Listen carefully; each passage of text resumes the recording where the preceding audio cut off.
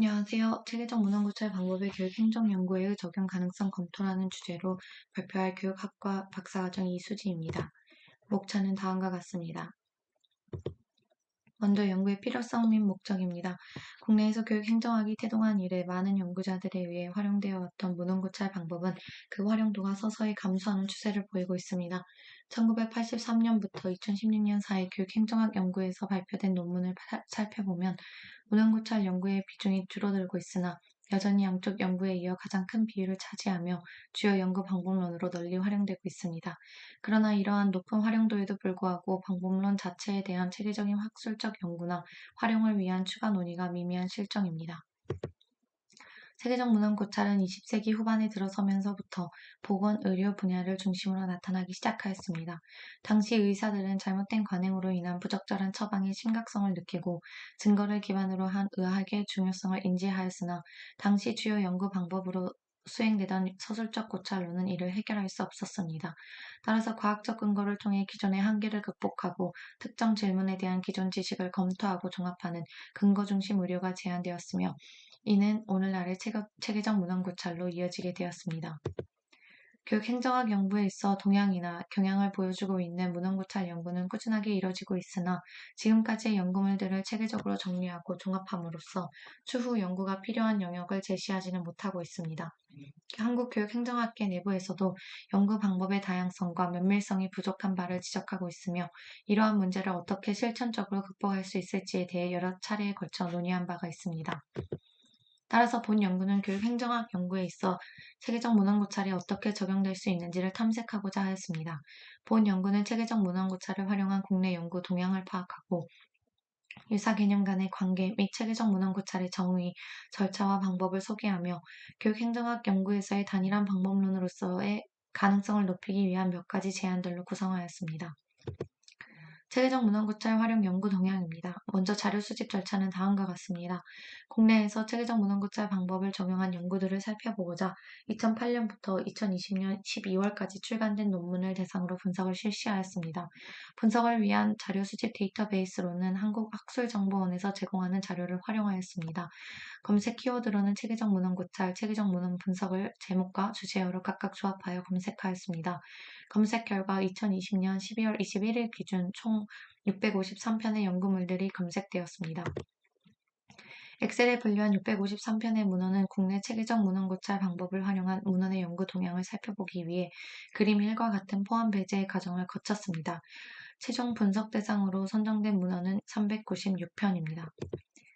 이 396편의 최종 문헌을 검토하여 살펴본 연구 동향은 다음과 같습니다.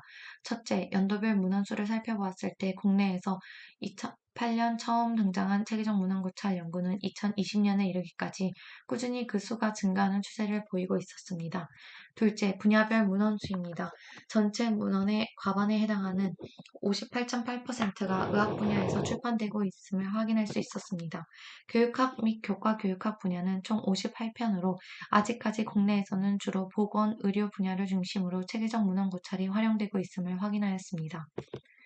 셋째, 실질 연구진 수에 따른 문헌수를 살펴보았을 때 문헌의 39%에 달하는 153편의 문헌이 실질 연구진 수를 명시하지 않고 있었습니다.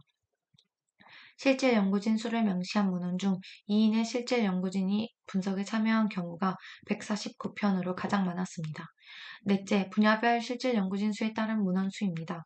한의학과 교육학 분야가 다른 분야들에 비해 각각 71%, 62.8%로 실질 연구진의 언급 비율이 높았습니다. 교육 분야의 연구에서는 의학 분야에 비해 상대적으로 전문가가 연구에 참여하는 경우가 적어 해당 분야의 전문가를 연구에 제대로 활용하고 있지 못함을 확인할 수 있었습니다.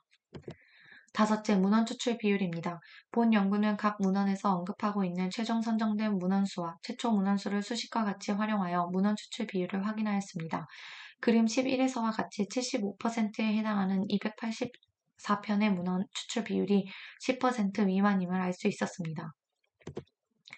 체계적 문헌 고찰 방법입니다. 이상의 내용을 바탕으로 연구진이 내린 체계적 문헌 고찰의 개념은 다음과 같습니다.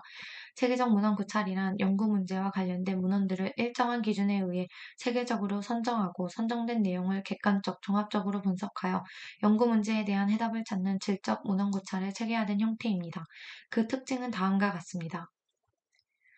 제시된 특징을 바탕으로 정책 수립이나 의사결정 과정에서 시간을 절약하고자 하는 독자들에게 가장 효율적이며 최선의 선택을 제공합니다. 체계적 문헌 고찰의 유사 용어입니다. 국내외를 막론하고 많은 분야에서 사용되고 있는 검토 유형의 다양성에 비해 각 용어에 대한 정의가 모호하여 검토 유형 방법론의 잠재력이 상실될 수 있다는 우려가 제기되어 왔습니다. 따라서 본 연구는 체계적 문헌 고찰과 유사하게 국내외에서 활용되고 있는 검토 유형의 연구 종합 방법론을 소개하고 이를 구분하고자 하였습니다. 5가지 유사 용어를 다음과 같이 정리하였습니다. 메타 분석, 내용 분석, 문헌 고찰, 서술적 체계적 고찰, 그리고 비판적 검토입니다. 지금까지 살펴본 바와 같이 체계적 문헌 고찰은 체계적 문헌 분석 혹은 체계적 메타 분석 등과 같이 혼합된 용어로 학계에서 활용되고 있었습니다. 이는 용어의 정의적 면모뿐만 아니라 방법론적 면모에서도 상세 절차들이 미세하게 혼용되어 사용되고 있음을 알 수 있었습니다. 따라서 본 연구는 국내 교육학 분야에서 체계적 문헌 고찰 방법론을 활용한 문헌 23편을 그림 12와 같이 추출하여 활용된 용어와 정의 및 절차를 살펴보았습니다. 국내 교육학 분야에서의 체계적 문헌 고찰 활용입니다. 용어적인 면모는 총 23편의 문헌 중 6개의 문헌에서 체계적 문헌 분석이라는 용어를 사용하였고 나머지 17개의 문헌에서 체계적 문헌 고찰이라는 용어를 사용하고 있었습니다. 정의적 면모는 전체 23편의 문헌 중 10편의 문헌만이 활용한 용어에 관한 정의를 명확하게 제시하고 있었습니다.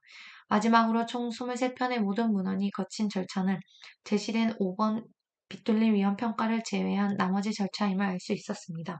주로 의학 계열에서 활용되는 절차인 빗돌림 위험 평가 절차를 진행한 문헌은 7편으로 적은 수준의 빈도를 보이고 있었습니다. 국내 교육학 분야에서의 체계적 문헌 고찰 용어, 정의 및 절차를 정리한 표는 다음과 같습니다. 시간 관계상 생략하도록 하겠습니다. 교육행정학 연구에서의 체계적 문헌 고찰입니다. 앞서 살펴본 바와 같이 국내 교육학 분야에서 체계적 문헌 고찰은 특정 연구 질문에 답하기 위해 최신 연구물을 종합하고 분석하고 있었습니다. 이를 교육행정학 분야에 적용하기 위해 그 절차 및 방법을 다음과 같이 소개하였습니다. 첫째, 연구 계획 및 프로토콜 개발입니다. 둘째, 문헌 검색. 셋째, 문헌 선택 및 분류. 넷째, 자료 추출. 다섯째, 빗돌림 위험 평가. 여섯째, 자료 분석. 일곱째, 결론 도출입니다. 본 연구의 마지막 연구 문제인 교육행정학 분야에서의 체계적 문헌 고찰 활용 시 고려 사항입니다.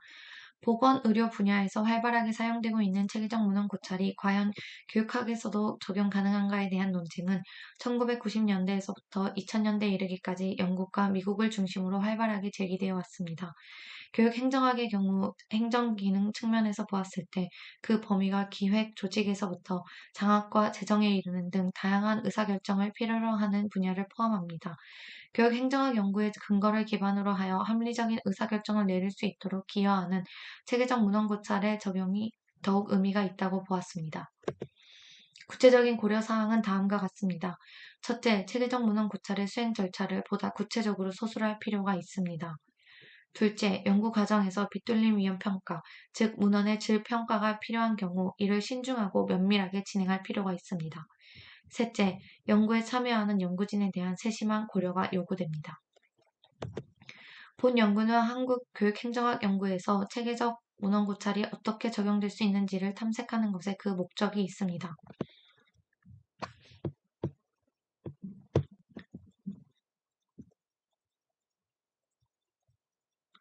교육행정학 분야에서의 새로운 연구 방법론의 속에는 그동안 교육행정학 발전을 위해 끊임없이 제기되었던 연구 방법의 다양성 부족 문제의 해소에 일정 부분 도움이 될 수 있습니다. 또한 기존의 문헌고찰 연구가 갖고 있었던 절차의 객관성과 결과의 신뢰도와 같은 약점들을 보완하여 문헌고찰 연구가 연구의 일부분이 아닌 그 자체로도 하나의 연구가 될 수 있는 가능성을 제시하고자 하였습니다. 한편 본 연구는 체계적 문헌 고찰 방법을 활용한 교육학 분야 23편의 문헌 중 교육행정학 분야 문헌이 7편에 불과하다는 점에서 한계를 지니고 있습니다. 이는 교육행정학 분야의 체계적 문헌 고찰 방법을 활용한 7편의 문헌만을 근거로 교육행정학 분야의 해당 방법론 활용 방안에 관해 논의하는 것에 문제를 제기할 수 있다고 보았습니다. 본 연구의 문헌 선정 기간이 2008년부터 2020년 12월까지인 것을 고려할 때 2021년 이후 출간된 교육행정학 분야의 최신 문헌을 추가하여 추후 연구가 진행될 필요가 있음을 제언하는 바입니다. 교육연구의 궁극적인 수혜자는 연구자가 아닌 공부하는 학생, 가르치는 교사, 그리고 이들이 생활하는 학교 공간이어야 합니다. 체계적 문헌 고찰은 연구물의 종합 및 합성을 통한 분석 결과를 바탕으로 정책의 시행착오를 최소화하고 사업의 효과성을 극대화할 수 있습니다. 따라서 체계적 문헌 고찰 연구를 활용한 충분한 근거를 마련하여 교육 정책, 교육 사업 및 교육 과정 등의 의사결정이 이루어져야 할 필요가 있다고 판단합니다. 경청해 주셔서 감사합니다. 참고 문헌은 다음과 같습니다.